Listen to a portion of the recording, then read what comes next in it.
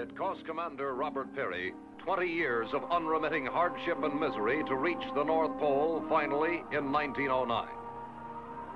It would have astounded Peary to learn that by the late 1950s and early 60s, the vast frozen top of the world he pioneered had become a vital highway for world travel and commerce, not just in the skies, but also deep under the ice in the frigid 5 million square mile depths of the Arctic Ocean.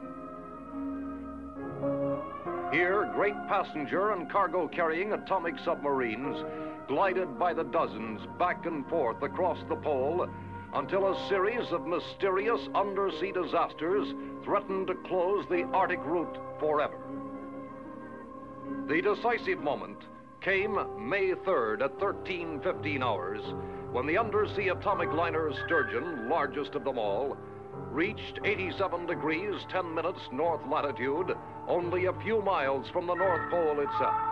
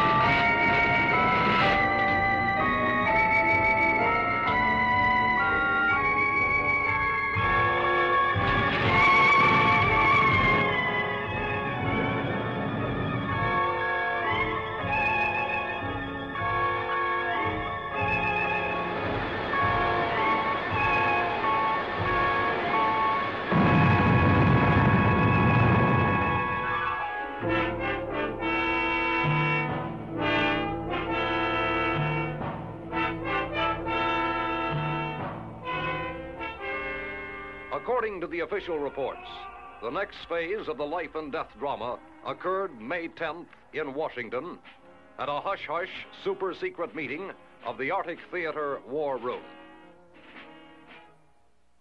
Gentlemen, this is the man we've been waiting for. The skipper of the atom killer sub Tiger Shark, Commander Dan Wendover. This is Justin Murdoch, Secretary of Defense. Mr. Murdoch. Commander. And I know you've heard a lot of Dr. Clifford Kent, Dan. Doctor? Commander. Dr. Kent had a lot to do with the development and design of your boat. Syrian Hunt just flew in from London. The Dr. Hunt, winner of the Nobel Prize for Oceanography? Oh, let's just say I took the bow for a team of very brilliant associates. Sit down. Gentlemen, to begin, let me read you just one line from a detailed staff study prepared for the Joint Chiefs. In our judgment, these Arctic disasters may prove the gravest emergency in all history. Any comments on that statement? A bit fanciful, isn't it, sir? Possibly. Let me read you a partial list of observed phenomena. Destruction of 4 surface vessels, largest 10,000 tons. Radioactivity in Arctic waters, floe ice, and bergs. Peculiar television images preceding each distress call. 7 polar atom subs vanished without a trace. Fanciful, did you say, Sir Ian? And now, Dan, we come to you. You skipper the Tiger Shark, the most advanced, the deadliest killer sub in the fleet. Right now, she's undergoing emergency, around-the-clock modification in the Bremerton Navy Yard. The orders call for special observation and testing instruments here, removal of all but 2 atomic torpedoes, special launching equipment for water-to-air ballistic missiles, and a special escape hatch in the keel for the lungfish. The lungfish? Yes, a deep exploration device, sort of an animated diving bell. The mission of the Tiger Shark is to hunt down and identify the cause of these Arctic disasters. If humanly possible, you will remove it.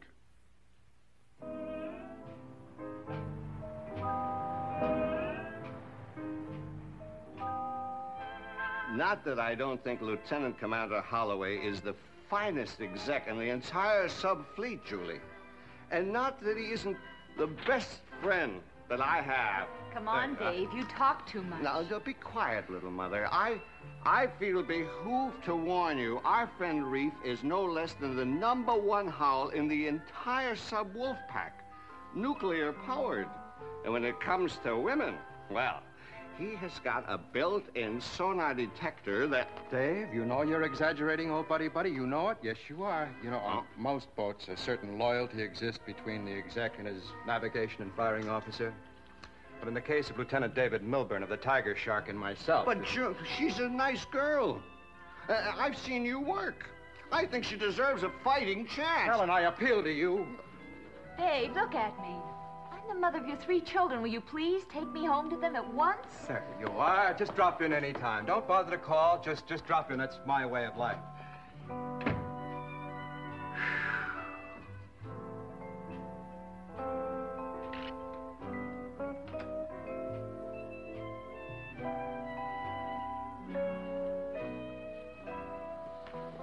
Dave is exaggerating, you know.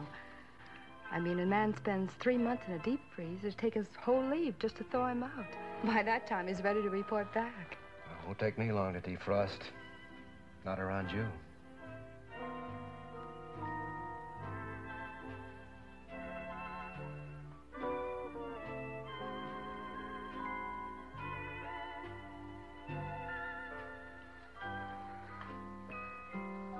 What was I saying about thawing out icebergs? Yeah, you never can tell about icebergs. Only show 1/9 above water. After that kiss, I'd say that's about right. Do you feel anything? Are you kidding? No, I mean that this is just the beginning of something. That we didn't just meet accidentally. Oh, that's original. Doesn't the next chorus go something like, let's not waste one precious golden moment. Any second, there could be a knock on the door and... Well, I've seen stranger things happen. Happens all the time to heroes on television, plays, motion pictures. The hero gets his leave canceled and she spends the rest of her life wishing that she'd... Oh, honey, let's not waste one precious moment then.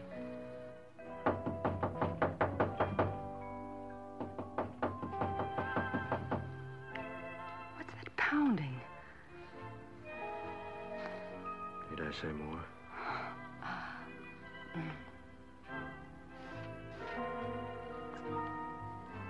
Reef, look.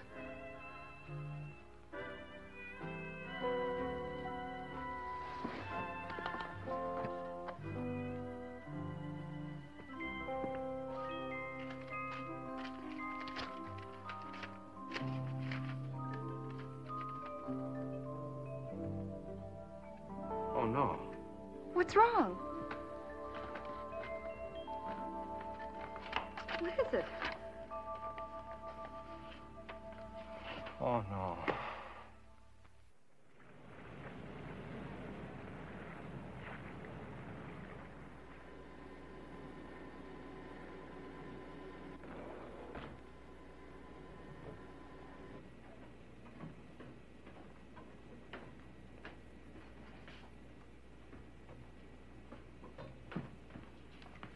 Skipper, I thought you were going to Washington.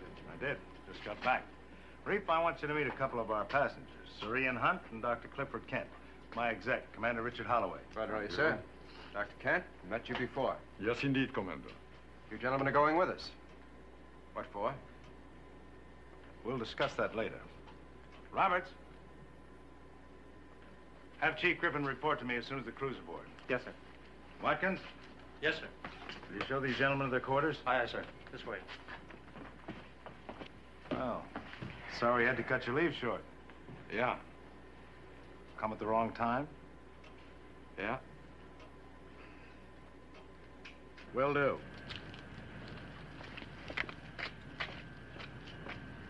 Oh, it's you. Yeah. Hey, Griff, what's the scoop about, huh? I mean, hauled out in the middle of the night, all leaves canceled, we going to war or what? Now, don't you worry, Chester. When the skipper wants you to know what's going on, he'll tell you, okay? I don't like it. I mean, this is all mighty funny. Yeah, isn't it, though? Suppose you get aboard anyway. I don't like it. What did you say? I like it. I like it. Hey. Well, Skipper, I think I'll stow my gear. Reef, I got some bad news for you. Oh, yeah? You're gonna have to share quarters this trip. Who with? Dr. Nielsen. Dr. Nielsen? Well, when did that happen? Huh? Oh, it's all right. We're all friends.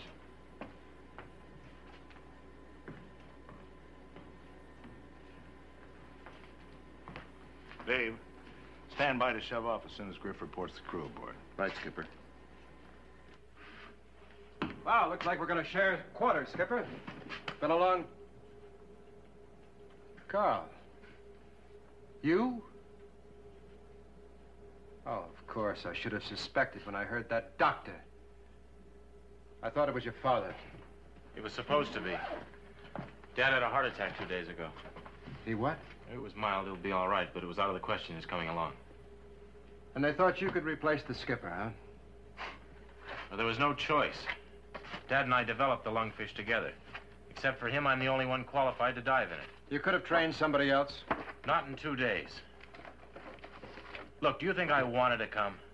If it didn't mean so much to Dad proving his depth explorer, I certainly wouldn't be here. That I can believe.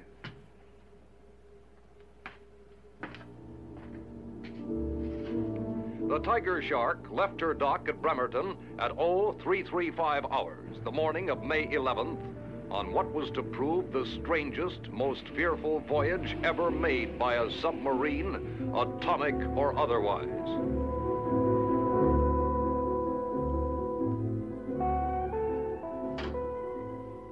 Simultaneously with the Shark's departure and with his crew still in the dark concerning their secret, fateful mission, Skipper Wendover made the first notation in the log. The men would remain unbriefed for 2 hours until the Tiger Shark cleared Puget Sound and was headed for open sea.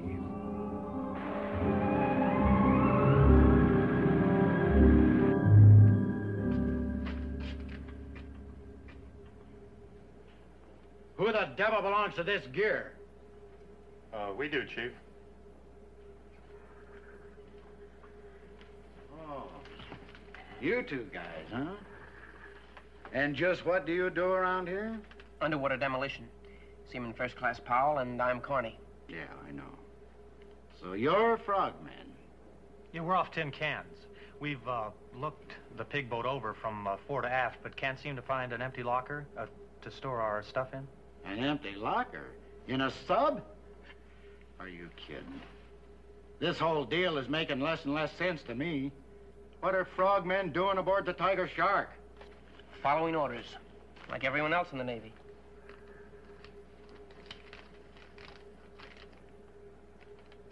Beats me. But orders are orders. Yeah, well, in the meantime, where do you want us to stash these gizmos? Come on.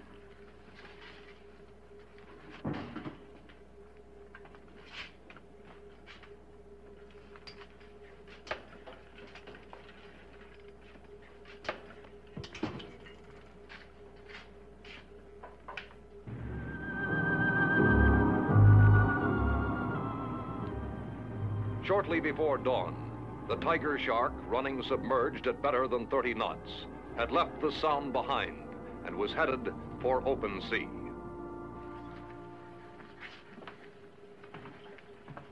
Here are orders, Reef. Look them over while I fill in the crew. Now, hear this. This is the captain speaking.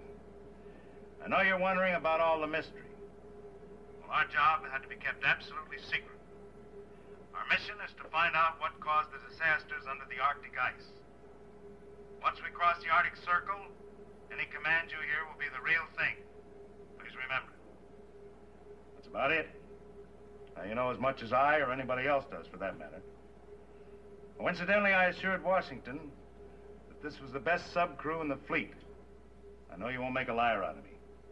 Carry on.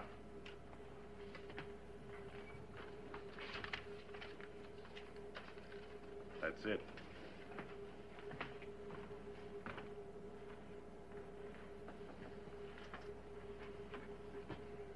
What do you think? I think I should have joined the Air Force.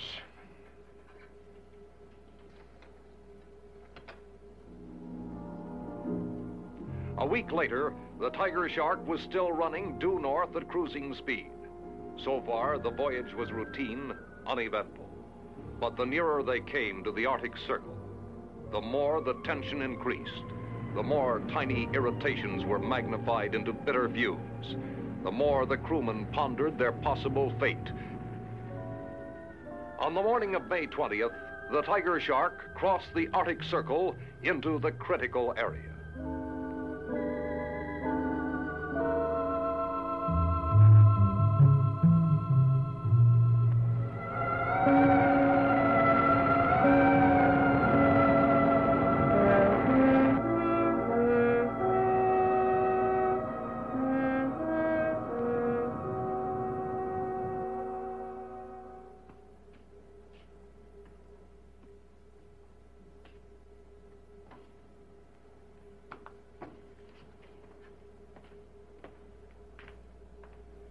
You're always asking me why I stay up, bachelor. There goes one of the best reasons I can think of.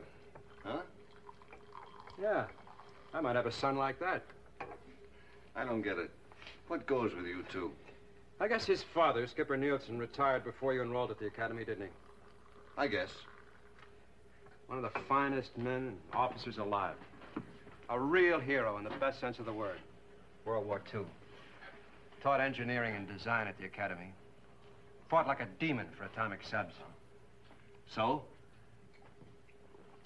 when his only son dropped out of school, began making statements, all sounding like borrowed propaganda. Ban the atomic test, junk the nuclear subs, spend the military budget for peace. Well, it just about broke the old man's heart. Then when the newspapers picked it up, called Carl the honest, sincere son of a warmongering father. Well, Captain Nielsen resigned from the Navy. Oh, he still keeps his hand in with projects like the Lungfish. But it broke him all the same. Have you talked to Carl? Try to get his side. His side? He's all front with no back. How can he have a side?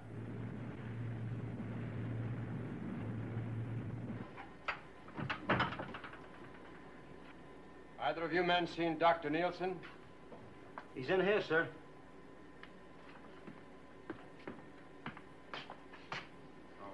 Tuttle, Powell, would you men mind leaving us alone for a few minutes? Sure, Mr. Holloway. Dr. Nielsen.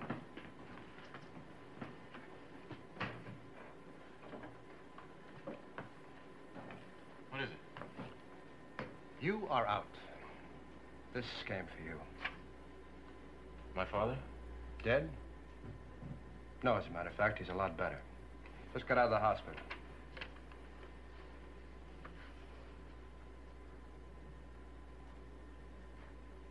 What did you mean I'm out? Your father can be in Nome, Alaska tomorrow. We have two choices.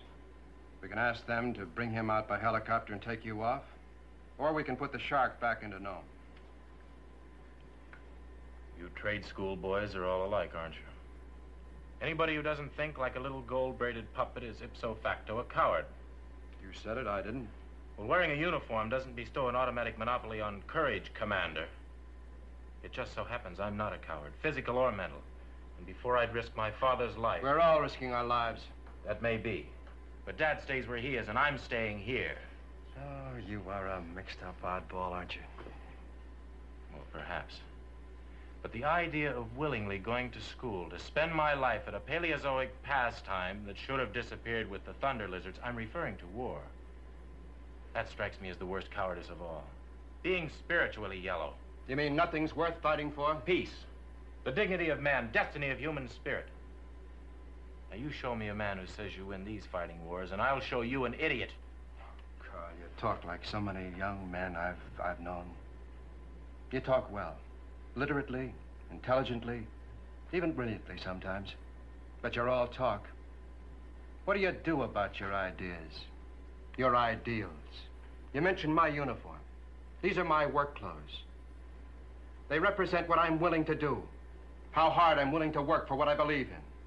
I doubt your willingness for anything, except talk about what you're against. That talk darn near killed your father.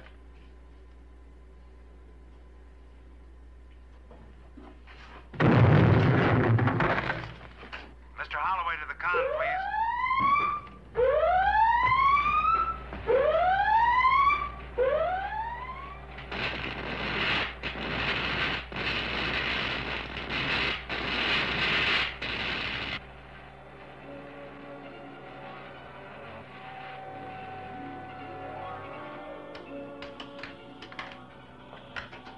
The instruments have all gone crazy. And take a look at the screen. Incredible. Absolutely incredible.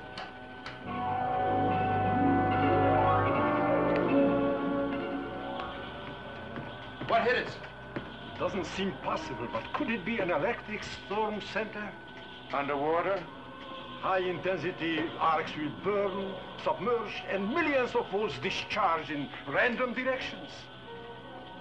Is there any way out of this? Seems all around. What about down? I don't know. Take her down. Maximum angle, maximum depth. Yes. Take her down. Maximum angle, maximum depth.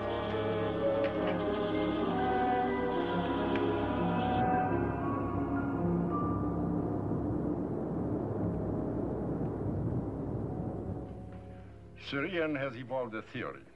At first, I wasn't about to buy it, but we have eliminated one by one every other logical explanation. It is rather fantastic. But, here is a chart of the Arctic region. On it, I've plotted every instant of these peculiar phenomena, the sinkings, electrical storms, our own experiences. Now, here is where we encountered the electrical storm. The sturgeon was lost about here. The others, here, here, and here. Do you see it? See what? The pattern. The pattern. Each incident occurred almost precisely 1,000 statute miles from the pole. A line drawn through the points of occurrence makes almost a complete circle around the pole. Which adds up to what, Sir Ian? I cannot accept the idea that these phenomena were either random or natural. I believe they were motivated by some sort of intelligence. Do you mean that somebody is... I didn't mean to imply human intelligence. Well, what on earth kind of intelligence is it, Sir Ian? Oh, perhaps it's not an intelligence on Earth. Perhaps it's an intelligence from beyond the Earth. What can we do about it, sir? I've been thinking about that. As you see, these occurrences were on this line, almost a perfect circle around the pole. However, there may be a significant break in that ring here in the area of the Queen Victoria Sea near Franz Joseph Land, north of Murmansk in Finland. Supposing your theorizing is correct, then this could be the next danger point. Yes, yes. But supposing we anticipated a little, supposing the tiger shark was lurking there, waiting. You could be right. We'll chart our course right straight across the pole to bring us here, the Queen Victoria Sea. So swiftly, implacably, the tiger shark moved across the top of the world toward her rendezvous with what?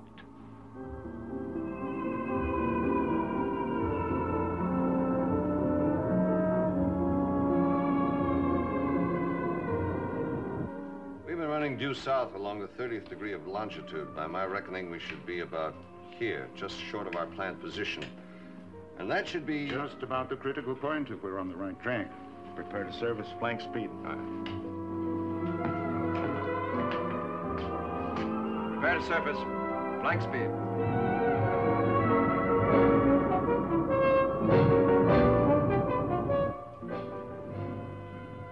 Mr. Melbourne, quick, look at this.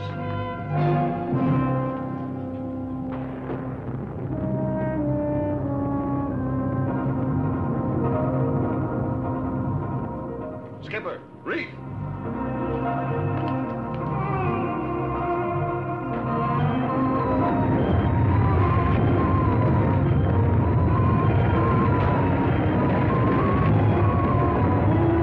Those chunks of ice are coming right at us. Dive! Dive! Dive! Dive!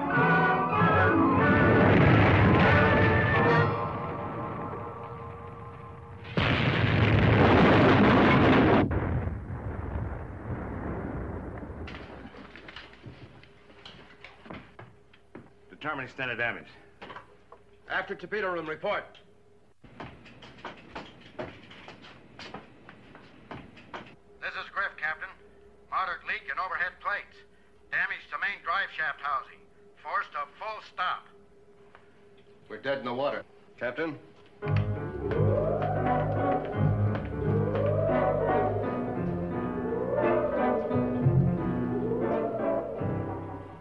Whatever it is, it certainly can travel. Course and speed. Speed about 22 knots. Course due north. Directly toward the pole. Are you two flounders about set? We're ready. Now try and remember you're not going out to rehearse a water ballet. We need a damage report. I never should have volunteered. If I had enough sense, I would have... Hey, look out for the sharks, huh?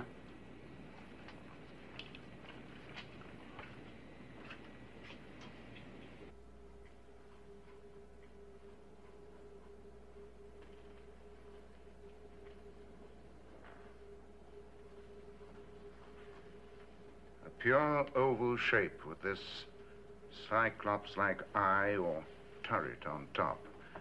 I'd estimate its diameter at, 300 feet. No discernible orifices. The eye of Cyclops. What did you say, Sir Ian? Just musing about our one-eyed adversary and the Homer legend. The Cyclopes were the sons of heaven who forged the thunderbolts thrown by Zeus. Our own Cyclops throws quite a thunderbolt itself.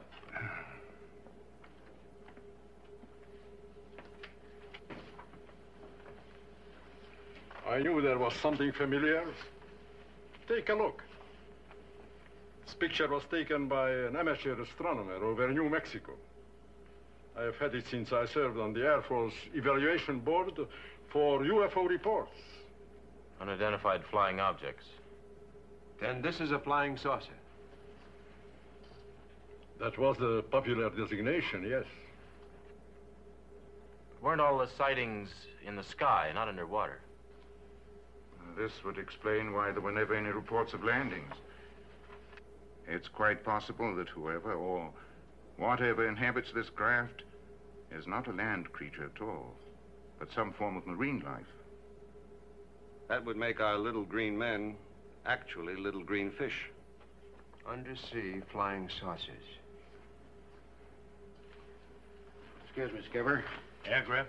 All internal repairs completed. And frogmen report exterior damage minor. Then we can get underway, huh?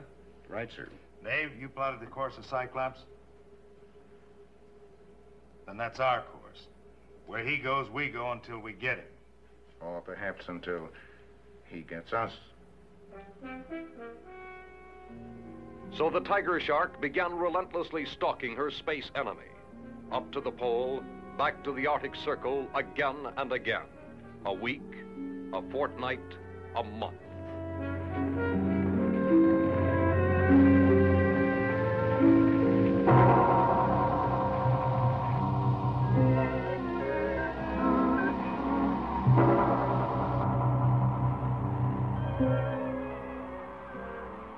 Never a glimpse of their enemy, But there were reports, new disasters, new ships and lives lost.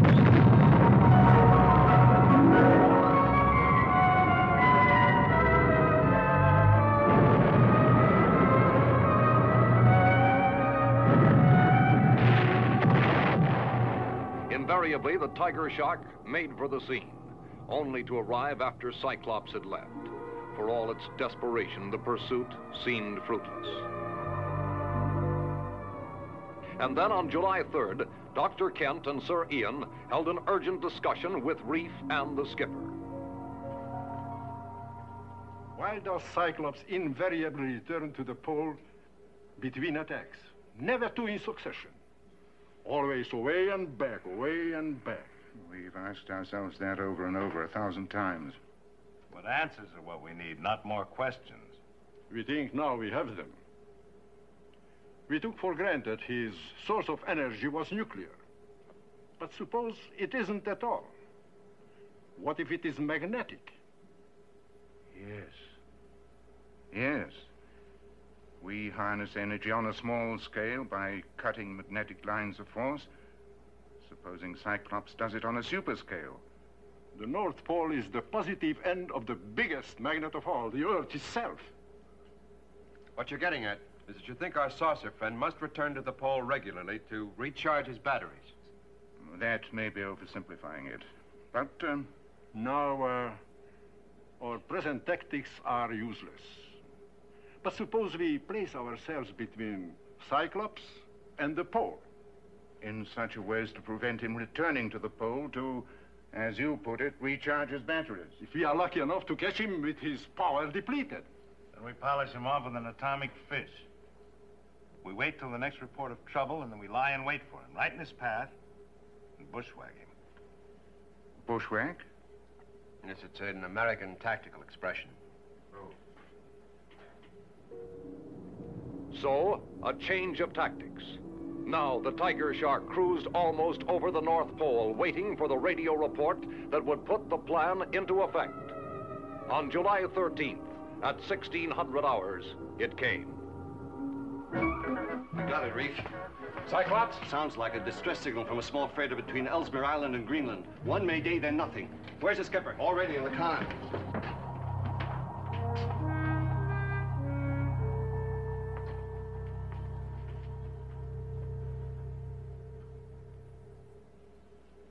We're here. Right? This is where Cyclops knocked off the freighter. This is the way he has to head for home, the pole. Here we are, right in his path. Sonar and TV scan the bottom. Find a good place to hide and lie in wait for him.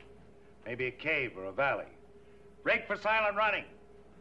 As soon as we're on the bottom, secure everything that hums or buzzes. I want absolute silence. Very well. Break for silent running.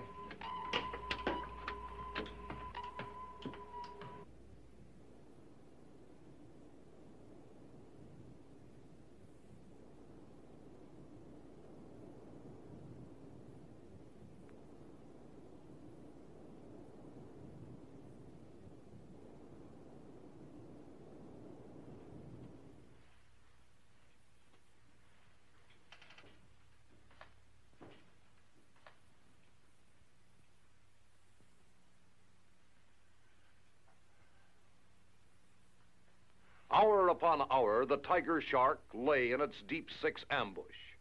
The Arctic depths were as still and silent as an uninhabited world. And then, at 0600 hours...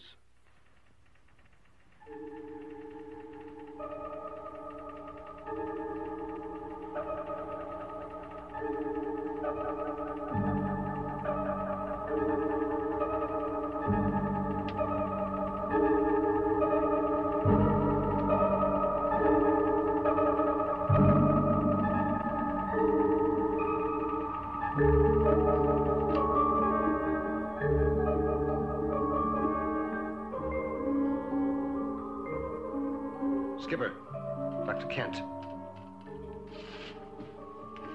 What is it? That's him. Has to be. Range 22 miles. Speed, I give it 14 knots. His radiation level is very low. That would confirm our theory about having to return to the pole. Better be correct. Give me a setup on the TDC, range about 7 miles.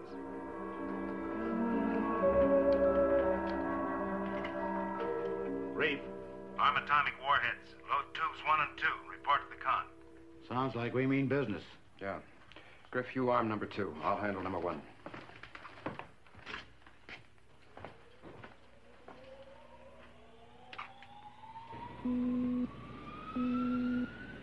Load 1 and 2.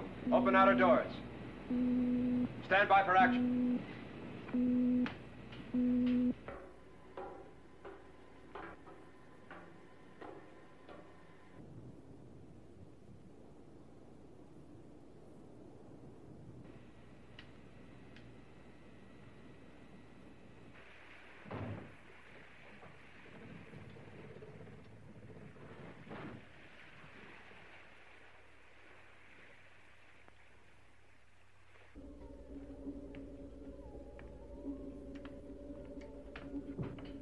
Range now 15 miles. You sure it's Cyclops? Take a look.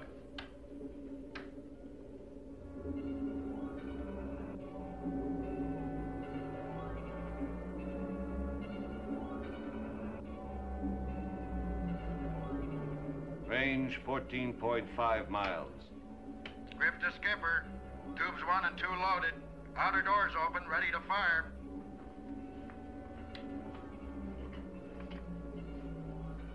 Stand by.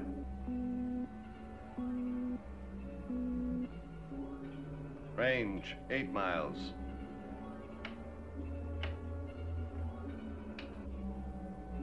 Range 7 3/4 miles.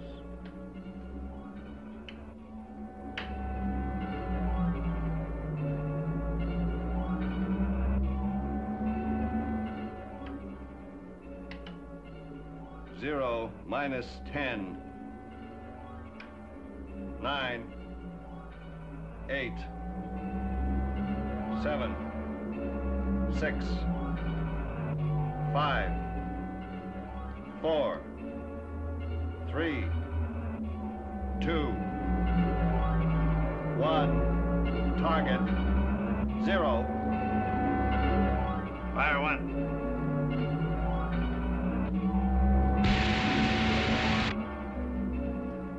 Number 1 fired. Fire 2.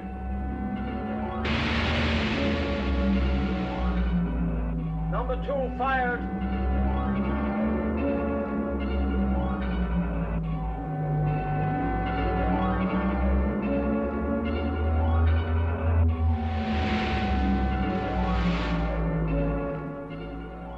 How are they running? Heart straight and normal. Number 1 missed. How could it? We're dead on the target with a homing fish.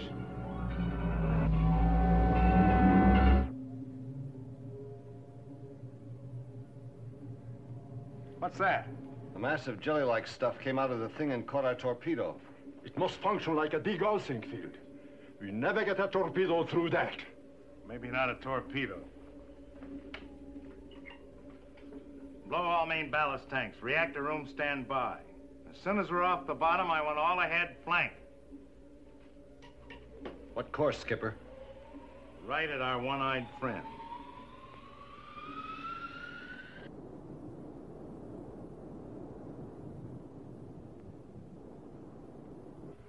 Right at him? That's what I said. But what can we accomplish? We can ram him.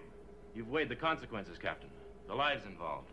Doctor, I've weighed the destruction that the Cyclops has done already and what he'll do in the future unless we stop him right now. There must be some other means. What other means? If the tiger shark can't stop him, no power on Earth can.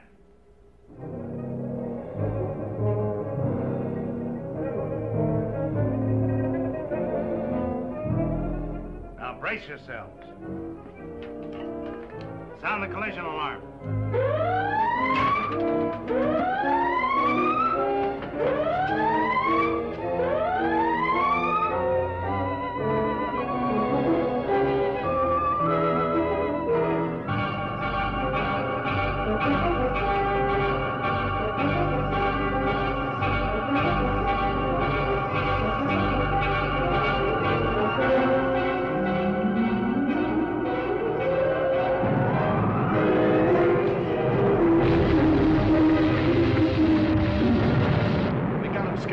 drove right into him.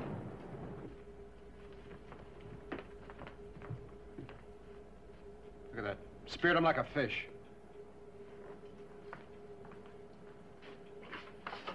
We did it, boys. Dove right through the saucer's side. Reactor room, give me all reverse, full.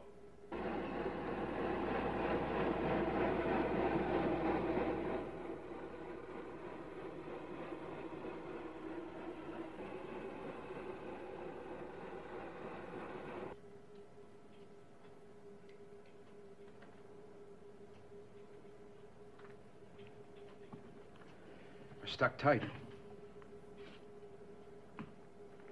Skipper, take a look at this depth gauge. 180 fathoms? We can't be sinking that fast. It's our screw, Skipper. At our declination angle, running in reverse, they're pulling the Shark and Cyclops right to the bottom. And we're at safe maximum depth already. Full stop. Full stop.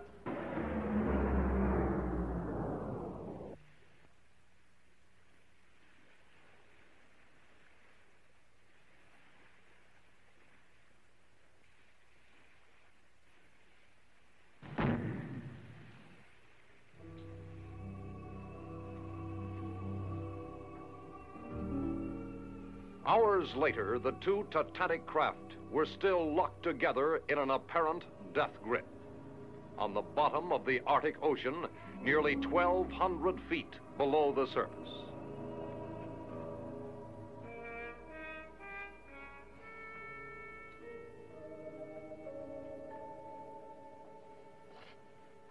Well, anybody got any ideas? Anything's better than lying here. Suppose there's some kind of atmosphere inside the Cyclops. What do you mean? Well, maybe we could get inside the saucer. We could use our torches to cut the Shark loose. That's all very well, young man. How would one go about getting inside Cyclops? Through the eye, using the Depth Explorer. Yes. The Explorer was built to operate at even greater depths. Yeah. But suppose there isn't any atmosphere inside the saucer. Well, then the idea's no good, but we're no worse off than we are now. You gotta let us try, Skipper. Us? Reef and I could take the Explorer down, clamp it onto the eye. No. You can't, but I can. I can deliver you to the eye. Then you... A little out of your line, isn't it? Why don't you stay aboard and make a speech? Maybe you could get him to ban flying saucers. Listen, Holloway. However our ideas disagree, I've said before, I'm not a coward. And it happens you have no choice. Either I take you down there in the lungfish or you don't get them. I'd sooner swim. That's enough, both of you. Very well, sir. No use making the odds any longer than they are. So happens that Dr. Nielsen's right. Get the Explorer in the airlock and prepare for launching. You better take Carney and Powell with you. Frogmen? That's right. Their underwater experience might make them invaluable. You'll need sidearms. Sidearms? The saucer's dead. You hope. You better get ready.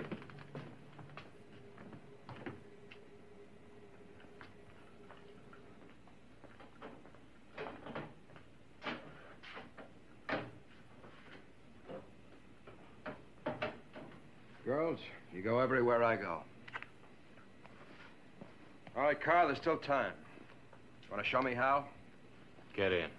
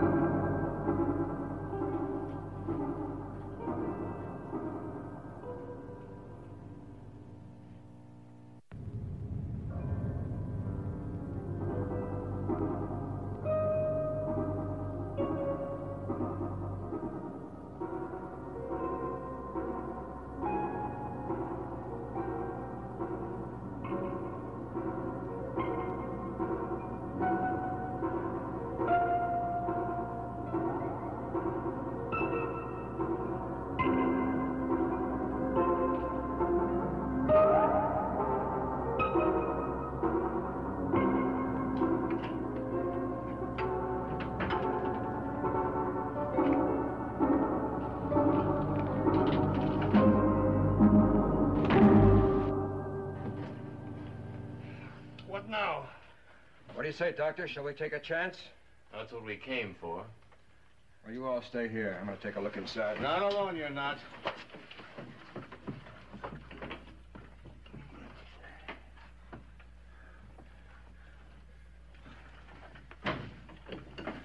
Better breathe your oxygen, just in case.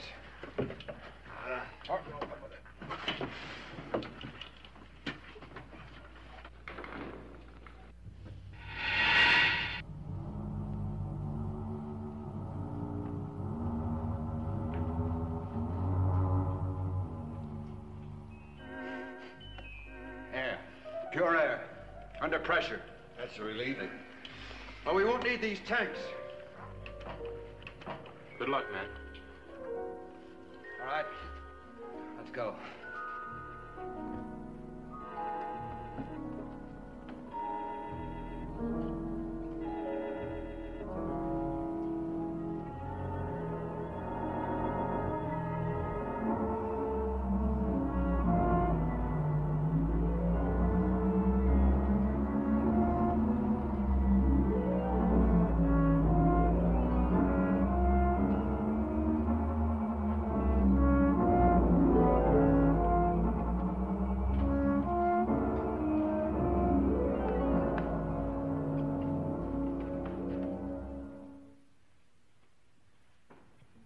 Bowed go through her, but she sealed herself right up. Yeah. There's our problem. The saw teeth of the ram are caught in the break. Now, if we can cut it away, the shark can pull herself loose. I think you're right. Powell, go back to Dr. Nielsen. Tell him to report to the skipper. All right, let's get to work.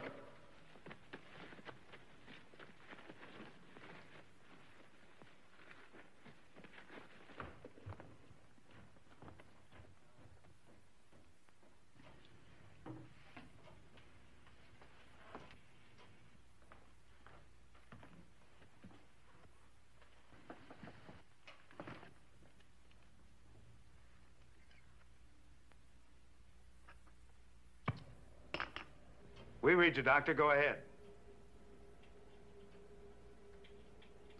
They're inside the Cyclops. It's full of breathable air. Wonderful. That's great, Doctor. Reef thinks that he can clear the shark's bow so we can pull ourselves loose. What's it like inside the Cyclops? This is a priceless opportunity to... Doctor, tell Reef to make sure that you're in the clear before we make another move.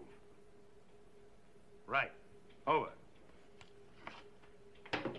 We'll make it out of this yet. Skipper, could you take a look here? What's wrong, Griff?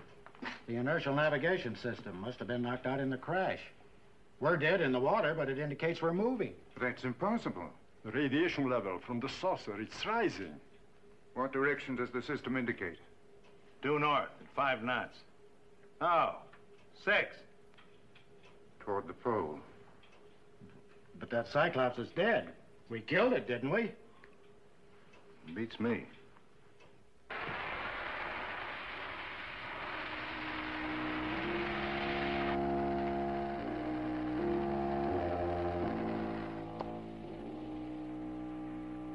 Dave.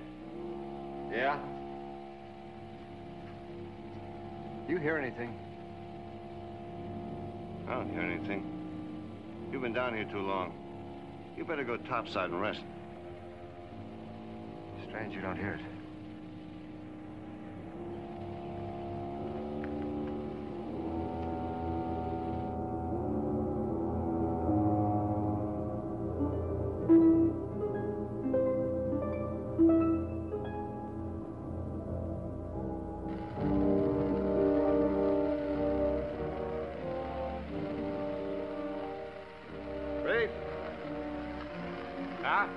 You know something?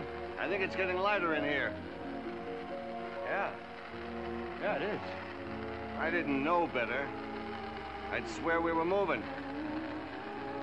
Now, let's get back to work, and maybe we will be soon.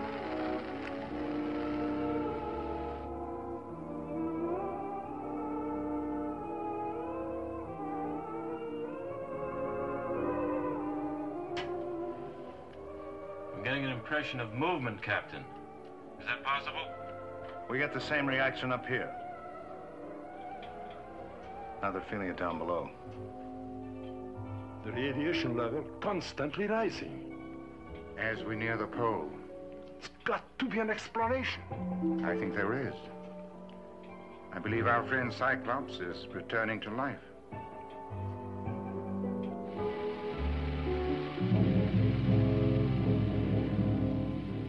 Commander Holloway, listen. Dave.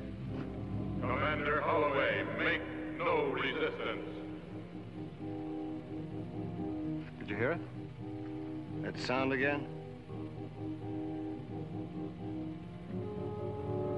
This time there was a voice. It called my name. Look, why don't you go topside? You will see that avails nothing.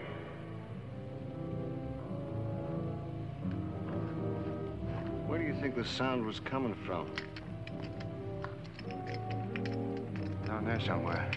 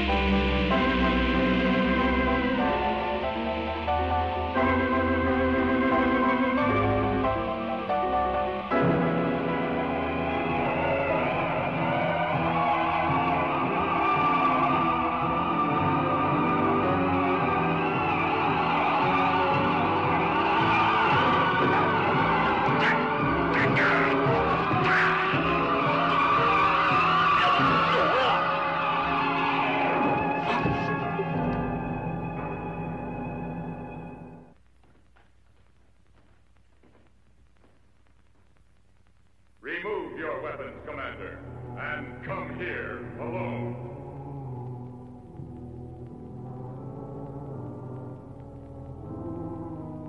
Come where? To me, here. That voice again? It wants me to go alone. Oh, it does it?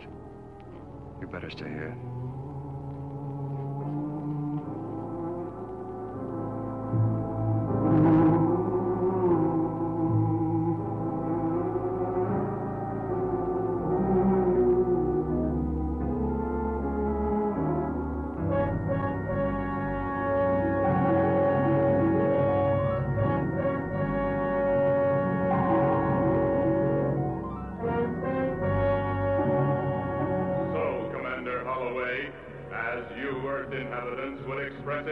We meet face to face. That's a face? Point of view is everything. To us, your form of life is ugly, as we appear to you. Tell me something. Why is it that I can hear you when the others can't? You do not hear me. Our individual brain frequencies are now attuned, and we exchange wave thoughts. You mean extrasensory perception? Whatever your Earth term may be, the principle is ancient and very simple. It is not necessary for you to speak. Your thought response will suffice. My mission is to study various solar systems and planets. Select the most suitable for colonization. For horrors like yourself? Of course. It may interest you to know I have visited hundreds of other worlds, and of all of them, your Earth seems most suitable.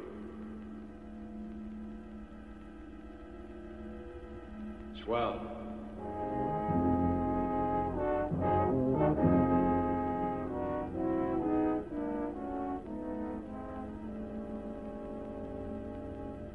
Your friend was to remain where he was. He did. I am afraid not. Dave, what's going on in here, lad? What? Stand away from him, Commander. He wants you back. So this is your headquarters. Well, you've sunk your last ship, you...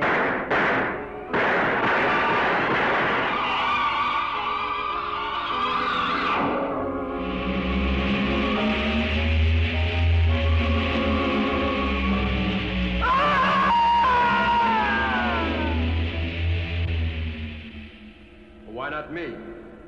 What am I, the closing act? On the contrary, I want you unharmed. Perfect. Why? I have selected you to return with me along with several other specimens for study. We will examine you and the others, discover desirable features to incorporate in our Earth colonizers. And you just build them in, huh? Of course. Evolution is much too slow a process. On Earth, you build with inanimate material. We employ living tissue. This space vehicle, for example. It is a living thing. When damaged, you would say wounded. It immediately heals itself. Oh, that's why no water leaked inside when we ran. Of course. But it is time to begin the return voyage. To navigate, won't you have to see your way? Obviously. You'll be rough!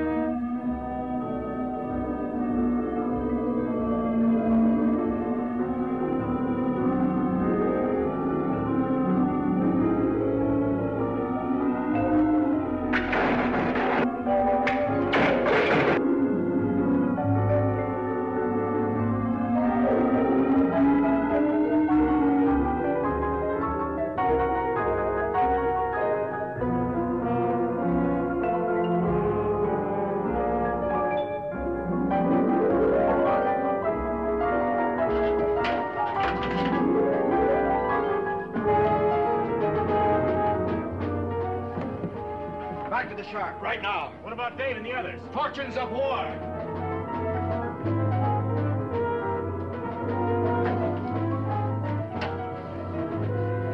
Skipper, this is Reed from the Duct Explorer. Pull loose. Right, Reed. Reactor room, get me all back. Emergency.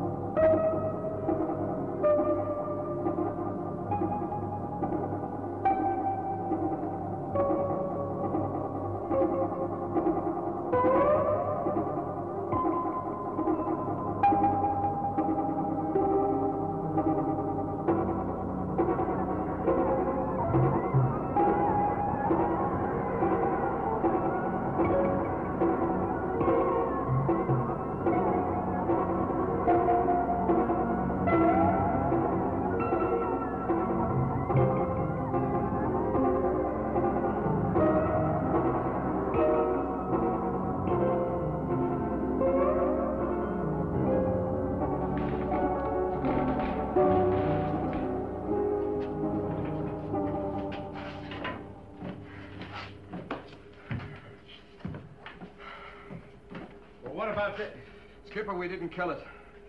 And if that thing ever gets back to where it came from, the Earth is doomed and everybody on it.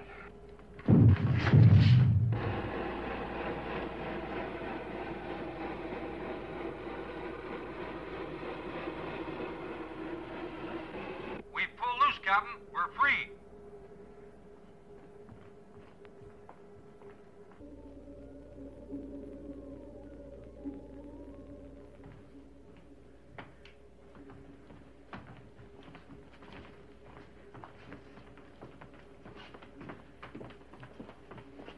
There it goes.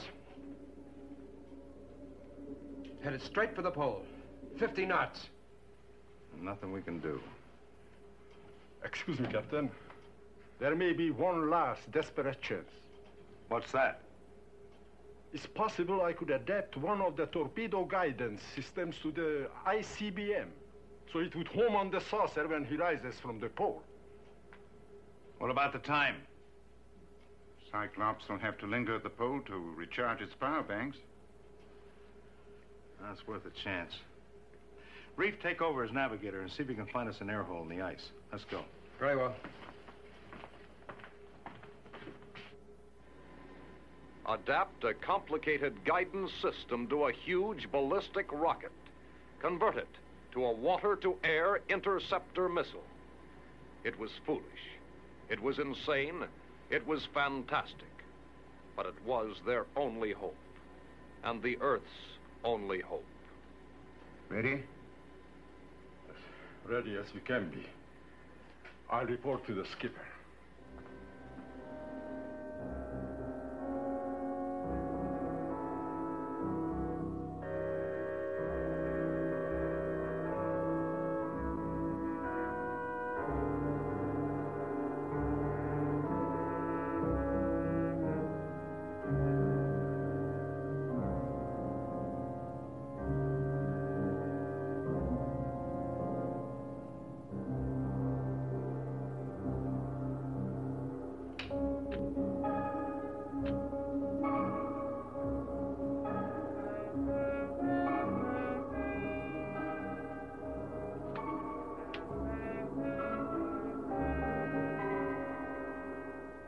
Skipper? We found our hole in the ice. What's the corrected bearing of the magnetic pole? 357 degrees.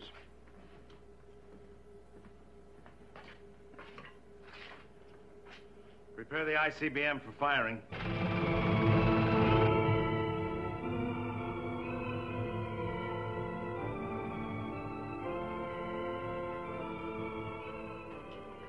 Well, that's about all we can do until our space friend decides to blast off.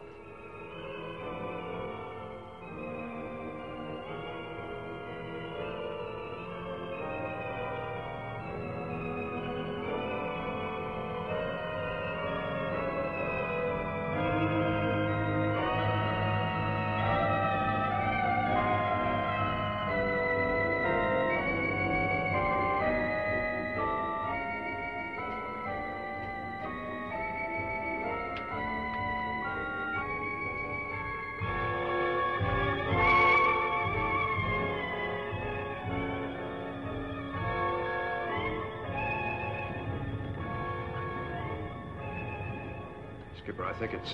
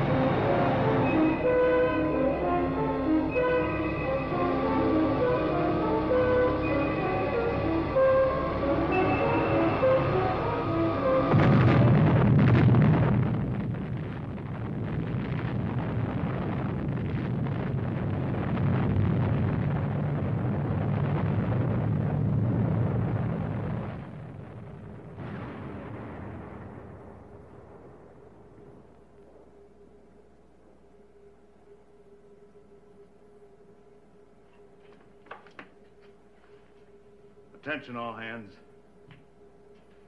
We got him.